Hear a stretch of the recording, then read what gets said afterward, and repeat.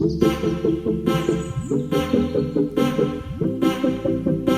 साथियों, मैं अमरदीप कादियान। नमस्ते, प्रणाम, सलाम वालेकुम, सत श्री अकाल, जय मसीह की, राम राम जी, जय माता। साथियों, आपका स्वागत है मेरे यूट्यूब चैनल डिसेंट एडवाइस में। साथियों, आज हम बात करेंगे जो आम और खास आदमी की समस्या है। बहुत से आदमियों के पास मेरे पास कमेंट आ रहे हैं कि सर, माननीय सुप्रीम कोर्ट का डिसीजन कब तक आएगा, क्या मोराटोरियम एक्सटेंड होगा क्या नहीं। बहुत से आदमियों ने सुप्रीम कोर्ट के फैसले की वेट में रिस्ट्रक्चर के लिए भी अप्लाई नहीं किया।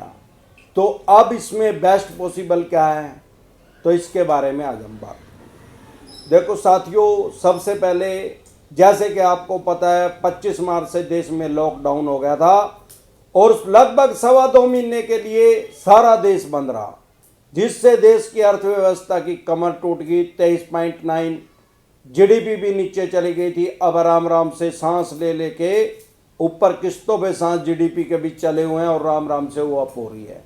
उसकी वजह से क्या हुआ, लोगों के बिजनेस व्यापार काम धंधे बंद हो गए। लोगों की करोड़ों आदमियों की जॉब चली गई। एक सर्वे कहता है कि 12.25 करोड़ आदमियों की जॉब चली गई कोरोना काल की वजह से। प्राइवेट जॉब वालों की भी दुर्गति हो गई है, उनको भी लगभग 20-30-50% से ज़्यादा सैलरी 99% आदमियों को नहीं मिल रही है। अब दिक्कत परेशानी कहाँ आ रही है कि जो मध्यम वर्गीय परिवार के आदमी थे, उन करोड़ों आदमियों ने लोन ले रखा है। किसी ने छोटा लोन ले रखा है, किसी ने मोबाइल का, लैपटॉप का, स्कूटर, मोटरसाइकिल, कार, जीप, छोटे मोटे लोन लगभग मध्यम वर्गीय परिवार के कॉमन मैन जो उन्होंने लोन ले रखे हैं। अब उन्होंने लोन कब लिए थे? कोरोना काल से पहले। अब ये कोरोना आएगा, ऐसी सिचुएशन आएगी, तो ये तो किसी को पता नहीं था। अब लोगों ने अपने बजट के हिसाब से लोन करवाया हुआ था। ऐसा नहीं है कि पहले भी एनपीए में केस नहीं जाते थे, पर उनकी परसेंटेज बहुत कम थी। लाखों में जाते थे सारे देश में, हर बैंक और एनबीएफसी कंपनी के मिला के। लेकिन अब ऐसी क्रिटिकल सिचुएशन आ गई है, जैसे माननीय सुप्रीम कोर्ट से एनपीए पे रोक कटेगी तो करोड़ों आदमियों का केस एनपीए में जाएगा। इसका मतलब क्या हुआ कि करोड़ों आदमियों के ऊपर कोर्ट में केस फाइल करेगी ये बैंक और एनबीएफसी कंपनियां। अब जो कि मध्यम वर्गीय परिवार के आदमी है, उन्होंने कोरोना आने से पहले जितनी उनकी इनकम थी उसके हिसाब से उन्होंने अपनी किस्त सेट करी हुई थी और वो पे भी कर रहे थे। अब दिक्कत परेशानी कहाँ आई? 12.25 करोड़ आदमियों की तो जॉब ही चली गई। जिसकी जॉब चली गई तो उसको तो रसोई चलानी मुश्किल हो रही है आज की डेट में, तो वो किस्त कहाँ से पे करेगा। रही बात जिसकी जॉब लगी भी हुई है, उसकी भी 20-30-50% पे वो काम कर रहा है, उससे भी वो किस्त नहीं दी जा रही है।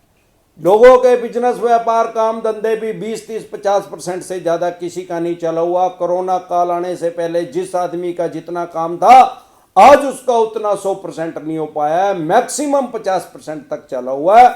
आप जहाँ पे भी रहते हैं, जिस डिस्ट्रिक्ट में रहते हैं, तहसील में रहते हैं, आप अड़ोस पड़ोस में बाजार में जाके देख लें, शाम के टाइम अब उतनी भीड़ नहीं होती, क्योंकि लोगों की पेइंग कैपेसिटी खत्म हो चुकी है। लोगों के पास अब इतना ज़्यादा पैसा नहीं रहा। जब पैसा होगा तभी तो वो बाजार में जाएंगे, तभी तो वो खर्चेंगे। अब दिक्कत परेशानी आ रही है किस्त देने में। अब किस्त देने में परेशानी आ रही है। मैंने पहले भी इस टॉपिक पे वीडियो बनाई थी कि आप रिस्ट्रक्चर के लिए अप्लाई कर दीजिए। बहुत से आदमियों ने मेरी वीडियो देख के रिस्ट्रक्चर के लिए अप्लाई किया और बहुत से आदमियों को रिस्ट्रक्चर मिल भी गया। बहुत से कमेंट आप पढ़ेंगे मेरे पास ऐसे आए हुए हैं कि उन्होंने मेरी वीडियो देख के रिस्ट्रक्चर के लिए अप्लाई किया और रिस्ट्रक्चर के अंदर ही मोराटोरियम भी इनबिल्ट था। बहुत से आदमियों को मोराटोरियम भी मिल गया। किसी को 6 महीने का मिला है, किसी को साल का मिला है, किसी को 3 महीने का मिला है। वो डिपेंड करता है कि आपने कितनी डिमांड रखी थी, कितनी अरदास आपने की थी, भाई मुझे इतना ये दे दिया जाए। अब माननीय सुप्रीम कोर्ट कल खुल जाएंगे। कल 4 तारीख है। कल को सुप्रीम कोर्ट की विंटर वेकेशन खत्म हो जाएगी।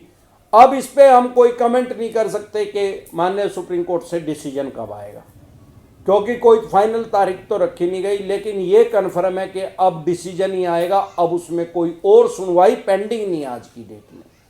अब वो क्या आएगा, मैं ये समझता हूँ, जैसे मेरे पास कमेंट आ रहे हैं कि मोराटोरियम को एक्सटेंड किया जाएगा क्या, मैं ये समझता हूँ कि मोराटोरियम को शायद 99.99% चांस है कि मोराटोरियम को एक्सटेंड नहीं किया जाएगा, क्योंकि भारत सरकार और रिजर्व बैंक बार बार ये एप्लीकेशन लगा रहे हैं वहां के इसको एक्सटेंड ना किया जाए, क्योंकि इसकी वजह से देश की अर्थव्यवस्था बिल्कुल ही चरमरा जाएगी, देश की अर्थव्यवस्था की रीढ़ की हड्डी टूट जाएगी।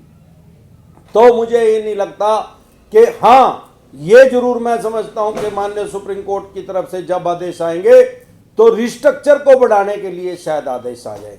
वैसे भी रिजर्व बैंक की तरफ से हल्फनामा एफिडेविट दे दिया गया है इस बारे में, क्योंकि पहले तो क्या था, जो 6 अगस्त 2020 को जो आदेश पारित हुए थे रिजर्व बैंक के, वो ये थे कि रिस्ट्रक्चर के लिए जो आदमी अप्लाई करेगा उसको उसके लीगल डॉक्यूमेंट्स देने पड़ेंगे, उसका प्रूफ देना पड़ेगा। अगर आप बिजनेस व्यापार काम धंधा करते हैं तो भाई मेरा इतना काम कम हो गया, या आप कोई जॉब करते थे आपकी जॉब चली गई तो उसका प्रूफ देना पड़ेगा, या आपकी जॉब की सैलरी कम होगी तो उसका प्रूफ देना पड़ेगा। अब सवाल ये आता है, जो छोटा दुकानदार है, छोटा व्यापारी है, उसके पास तो करंट अकाउंट ही नहीं है। जब करंट अकाउंट नहीं है तो उसमें ट्रांजैक्शन कहां से होगी, तो वो प्रूफ उसके पास था ही नहीं। और जिनकी जॉब चली गई उनको जॉब से हटा दिया गया, जो private cash in hand salary ले रहे थे उनके पास तो कोई ना लगने का प्रूफ है और ना हटने का प्रूफ है, उनको भी बड़ी भारी समस्या का सामना करना पड़ रहा होगा। उसके बाद जो आते हैं जिनकी सैलरी कम होगी, मेरे देखने में आया सैलरी तो एम्प्लॉयर ने कम कर दिया प्राइवेट वालों ने, लेकिन वो उतने पे ही साइन करवा रहे हैं जितनी कोरोना काल से पहले सैलरी मिलती थी। उनको ये बोला जा रहा है कि आप आधे 50% पे काम करना हो तो करो, नहीं तो जाओ यहां से। अब दिक्कत परेशानी कहां है, जो आदमी जॉब करता है वो सोचता है यार अब यहां से छोड़ दूंगा, लगेगी तो मेरी प्राइवेट कंपनी में ही किसी में, सरकारी जॉब तो मुझे अब मिलेगी नहीं, तो वो दूसरी प्राइवेट कंपनी वाला भी 50% पे ही लगाएगा, क्योंकि ये तो रिवाज ही 50% का चल गया। अब पता नहीं वहां लगेगी क्या ना लगेगी, यहां पे तो लगी हुई है, ये तो मेरे को सैलरी दे ही रहा है, तो वो क्या कर रहा है, चुप करके वहीं पे लगा हुआ है। अब दिक्कत कहां आ रही है, उसके पास उसका प्रूफ नहीं है, वहां पे तो 100% पे ही वो साइन करवा रहे हैं। अगर किसी की सैलरी 40,000 रुपये थी तो 40,000 रुपये भी साइन करवा रहे हैं। लेकिन अब वो क्लोज रिजर्व बैंक के आदेश आने की वजह से अब खत्म हो गया है। रिजर्व बैंक ने अपना हल्फनामा एफिडेविट माननीय सुप्रीम कोर्ट में पिछले साल दे दिया था 2020 में, उसमें ये लिख के दे दिया था कि अब कोई भी आदमी रिस्ट्रक्चर करवाना चाहे तो उसको कोई भी प्रूफ देने की जरूरत नहीं है। आपको एक सिंपल एप्लीकेशन लिखनी थी कि मेरा लोन नंबर ये है, इतनी तारीख को मैंने लोन लिया था, इतनी मेरी किस्त है, ये मेरा पैन नंबर है, ये मेरा आधार कार्ड है, ये मेरा एड्रेस है, और अब मैं इतनी अपनी किस्त कम करवाना चाहता हूं। ये रिस्ट्रक्चर का फार्मूला आज की डेट में था, आपको किसी प्रूफ की जरूरत नहीं थी। हां, अगर आपके पास प्रूफ है तो आप उसको लगा सकते हैं, वो एक्स्ट्रा सपोर्ट आपकी करेंगे, पर ये कोई मैंडेटरी नहीं है। पहले मैंडेटरी थे, अब उसको हटा दिया गया है। इस तरह से आप रिस्ट्रक्चर के लिए अप्लाई कर सकते थे, लेकिन उसकी डेट अब निकल दी है, वो थी 31 दिसंबर। अब क्योंकि जनवरी आ गया है, अब देखते हैं माननीय सुप्रीम कोर्ट का क्या फैसला आता है। उस फैसले के अकॉर्डिंग मुझे ये लगता है कि रिस्ट्रक्चर की तो डेट बढ़ी जाएगी पक्का, क्योंकि बैंक और एनबीएफसी कंपनी के पास इसके अलावा कोई चारा भी नहीं है। अगर वो करोड़ों आदमियों का केस को एनपीए में डालेंगे, नॉन परफॉर्मिंग एसेट में डालेंगे, तो बैंक और एनबीएफसी कंपनी भी दिवालिया घोषित होने की कगार पे पहुंच जाएंगे, इन पे भी ताला लगने की सिचुएशन आ जाएगी। तो मुझे नहीं लगता है ये ऐसी सिचुएशन खुद से क्रिएट करेंगे। ये आपको रिस्ट्रक्चर देंगे, अब नहीं देंगे, 10 दिन बाद देंगे, 1 महीने बाद देंगे। जैसे ही रिस्ट्रक्चर के लिए अप्लाई करने की डेट आएगी मैं आपको बता दूंगा। आपके किसी यार प्यारे रिश्तेदार की किसी तरह की कोई समस्या हो, किसी भी विषय पे उसको डिसेंट एडवाइस लेनी है, आप मेरी वीडियो उसके पास शेयर करें, और ऐसे ही मेरे चैनल पे अपना प्यार बनाए रखें। नमस्कार।